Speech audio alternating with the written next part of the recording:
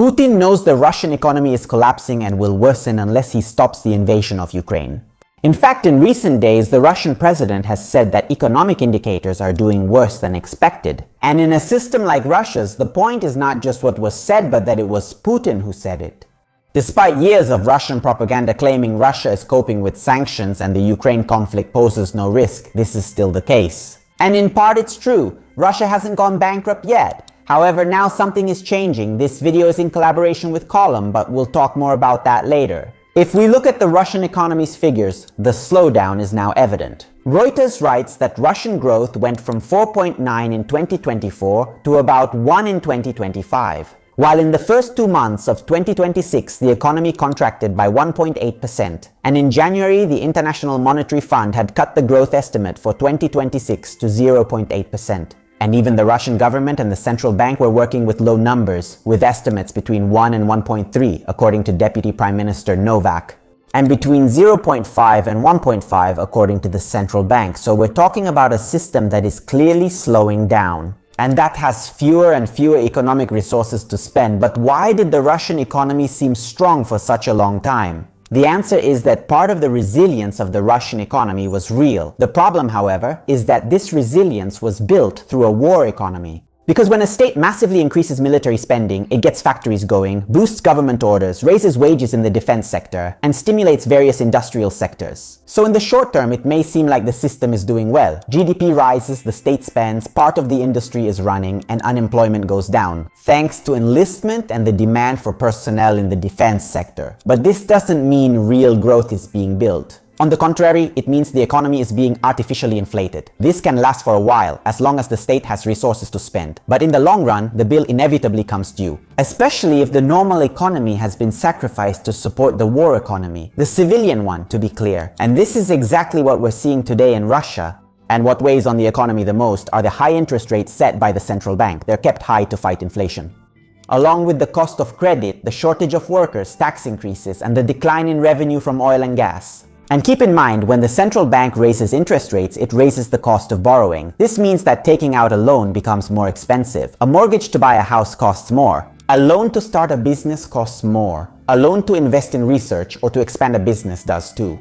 And if borrowing costs more, many families postpone important purchases, like buying a house. And many businesses, on the other hand, postpone or even cancel investments. And this has a direct effect on economic growth, because fewer mortgages mean less construction, and fewer loans to businesses mean fewer projects, less innovation, and less future production. In other words, high interest rates cool down the economy, and that's exactly why they slow down growth. So why doesn't the Russian central bank lower these rates? Actually, although slowly, it is lowering them. In fact, today the rates are at 15%. The peak in 2024, however, was at 21%. However, rates remain high and Russia can't cut them quickly, as this could cause inflation to rise again. Inflation is mainly driven by war-related public spending, which injects a lot of money into the system.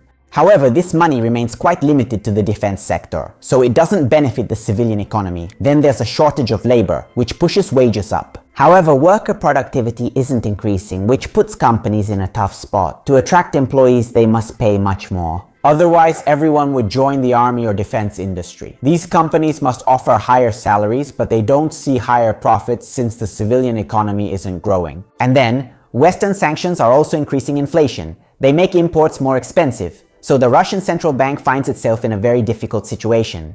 Keeping interest rates high slows inflation but hinders investment and growth. Lowering rates risks higher prices and reduced purchasing power for Russian citizens. And here the issue of Russia's public finances comes into play, because Putin's problem is that to continue financing the war and public spending, money is needed, and that money is becoming hard to find. Now, it's true that the crisis in the Middle East is temporarily helping Moscow thanks to the rise in gas and oil prices. However, this benefit will probably be relatively short-lived. And above all, it is not structural. And already at the beginning of 2026, Russia was earning less money from oil and gas, which is its main source of revenue. This put pressure on public finances. To the point that in March, the government even decided to temporarily halt some operations on the currency market in order not to deplete reserves. To be clear, the Russian state buys and sells foreign currencies, mainly Chinese yuan, depending on how business is going. If it earns well from oil, then it uses that money to buy foreign currency and accumulate reserves. If it earns less, it does the opposite. That is, it sells these reserves to get rubles and use them at home to cover the deficit. So stopping these operations means that the state has decided to suspend these activities. To avoid consuming the reserves too quickly, it's like saying, I'm afraid I won't get my salary, so it's better to save my money. And keep in mind, this decision doesn't come out of nowhere. Between January and February, the state had to sell foreign currency, about 500 billion rubles, to cover the deficit, bridging the gap between income and expenses. And the reason is that in 2025, energy revenues had already dropped by 24%, and in February, they were even cut in half compared to the previous year. Ukrainian attacks on Russian refineries played a part in this. In addition to Western sanctions and the mandatory discounts that the Russians have to give to the few buyers left, like India and China, all this means that Russia is in a situation where less money is coming in, but expenses remain high, especially for the war, and so the state has to start using its reserves. Make cuts or find other ways to finance the system. And this is the fundamental part, because Russia can still hold on, yes. It can only survive if it maintains the income flow that sustains the system. If the flow slows, like the recent Russian GDP slowdown, everything gets harder. The deficit grows. How is the Kremlin responding? The Kremlin has tried to dismiss all this as routine difficulties. But if Putin spends hours in meetings with the government and the central bank to discuss the deficit and domestic energy revenues, I don't know if we're facing an ordinary problem or a pressure that's now hard to hide. However, there's a litmus test we can use to understand the situation, which is to look at taxation. Because logically, if a state is struggling to find resources, it's reasonable to expect that it will raise taxes, and that's actually happening. In fact, the corporate tax rate has risen from 20 to 25% in Russia. Then higher rates have been introduced on incomes, similar to our personal income tax, just to be clear. And in 2026, VAT in Russia rose from 20 to 22%. This proves that Putin is having a harder time than before finding money, and the tax increases will further slow down economic growth. Anyway, as you can see, when it comes to news, it's complicated to get a really clear idea of reality. Also because every news outlet follows its own editorial line. The problem is that this often leads to reporting events in an overly exaggerated way, or on the contrary, downplaying them too much. To be clear, a news outlet close to Russia might not highlight a success by Ukraine. On the other hand, a more Western outlet might downplay Ukraine's difficulties or what happens in the Middle East. So how do you solve this? The only way is to compare different sources. This way, you get more points of view and can form an opinion that's as close to reality as possible. And that's where today's sponsor comes in, Column. I use it personally and I check it regularly, whether at breakfast, while preparing videos, or before going live. Column is a platform that allows me to stay updated without the noise of social media, without clickbait headlines, and without the intrusive ads of traditional websites. It's a space meant to foster understanding and critical thinking. In addition, on Column, I can personally analyze the feed based on the topics I'm interested in, read full articles even if they would normally be behind a paywall thanks to agreements with various publishers, or listen to them in audio format if I'm in the car or at the gym. And then there's also Column AI, which allows you to ask questions and receive answers based on reliable sources, so you can save time without sacrificing the quality of information. And it's especially useful when you have little time but still want to stay up to date. Another key point is that a portion of premium plan revenue is shared with publishers, supporting article creators. If you want to understand world events without being swayed by one editorial view, I find Column very useful and recommend it to you. Find the link in the description and first comment for discounted premium access for our community. Now, back to the video. The critical situation of the Kremlin's public finances obviously isn't confined to the halls of power and GDP statistics. In fact, it reaches the regions and highlights the differences between the center and the periphery. And in fact, in some economically weaker regions that depend on the state, delays in public sector salary payments are already being reported. This isn't a minor detail, as the problem now impacts people's real lives in the country. And this makes sense if you consider that between 2021 and 2025, the share of the Russian federal budget allocated to defense increased by 17 percentage points, while the share for welfare dropped by 10 points. And healthcare, education, and the civilian economy have also lost importance. This doesn't mean that hospitals, schools, or pensions will disappear immediately, but by prioritizing the war, the state reduces resources for the rest of the economy, squeezing it. To make things worse, there's also the demographic problem. In fact, the Russian population has dropped from 145.5 million in 2019 to 143.5 million in 2024 due to declining birth rates, emigration, and losses related to the conflict. Then, of course, unemployment was at 2% in 2025, but this paradoxically is not good news. Because it's not due to high demand for workers from a growing economy, but rather to a structural shortage of workers. Because people are leaving Russia, joining the army, or going to work in the defense sector, which pays well but creates fake growth. But we should note, as mentioned earlier, the crisis in Iran is actually improving things for Moscow, just when the situation was visibly deteriorating. In fact, Reuters writes that in April 2026, the International Monetary Fund revised upward the expected Russian growth for 2026, raising it from 0.8 to 1.1%.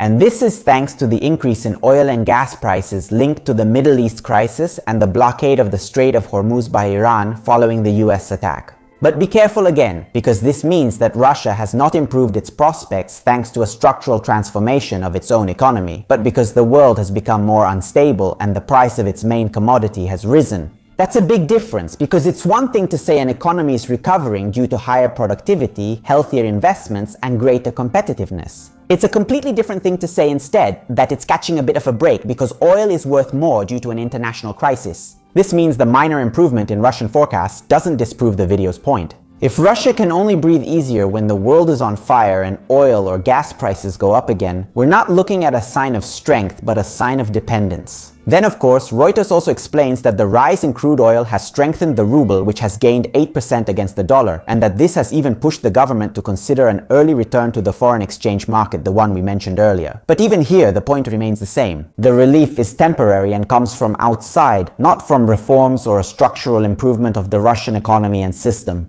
And moreover, this energy relief doesn't even solve the internal contradictions of the Russian system. In some cases, it even makes them more evident. Let's take the ruble, for example. A strong ruble does help the central bank in the fight against inflation, but at the same time it harms growth, reduces the profits of exporting companies, forces them to cut investments, and makes Russian products less competitive. Because if the ruble is worth more, it's more expensive for foreigners to buy Russian products. So even when apparently positive news arrives, the negative side immediately emerges. And this is typical of systems under pressure. Then there's also the issue of sanctions. In fact, Russia has adapted, sure, but adapting doesn't mean it hasn't suffered damage. Business Insiders, for example, citing an analysis by the Latvian Security Service, talks about $130 billion in extra costs incurred by Russia between 2022 and 2025 to purchase Western goods through alternative channels. And if this is true, it confirms that adapting to sanctions doesn't mean coming out unscathed, but rather means buying at less favorable prices and spending more, reducing your own margins. And the same goes for investments, which have also been held back by sanctions. In fact, in 2025, Russian growth was slowed down by rates so high that they blocked investments. And according to Herman Gref, an important Russian banker, a serious recovery. It also depends on a decrease in the interest rate, which needs to reach at least 12%, while today it is still at 15%. In short, if we look at the big picture, Russia is not in a final collapse because it still has fiscal capacity, political control, and still has the ability to shift resources, increase taxes, reduce civil spending, and therefore continues to support the war, at least in the short term. And in fact, several analyses consider it possible for Moscow to continue financing the conflict even in 2027, but with ever higher costs. The point remains. The real question isn't if Russia will collapse tomorrow, but how sustainable a system is that must sacrifice growth, investments, territories, its budget, and future just to survive. A system that goes from 4.9% growth in 2024 to about 1% in 2025, and that records a contraction of 1.8% in the first 2 months of 2026. That sees the International Monetary Fund first cut its estimate to 0.8% and then raise it to 1.1% only thanks to higher oil prices. A system that has to raise taxes, deal with high interest rates, suffer from a shortage of producers, put pressure on the regions, and hope that energy continues to give it a bit of breathing room. Not to mention the demographic crisis, which in the long run will damage the economy even more. Also because it's the young people who innovate, who create companies, who in the long run have the ability and often the possibility to raise the GDP. And besides the fact that few young people are born because of the demographic crisis, the few who are born and study then also end up moving abroad. And that's exactly why Putin's words matter so much. Not because he's telling us the whole truth, but because now a part of the truth can no longer be swept under the rug. And in an authoritarian system, it's obvious that admissions come late. So if today Putin admits that the indicators are worse than expected, it means the problem is starting to get serious. And do you think Russia is destined to give in and withdraw from Ukraine? Write it in the comments and remember to check out Column, today's sponsor, if you really want to stay updated on news from Italy and around the world. Link in the description and in the first comment. Bye!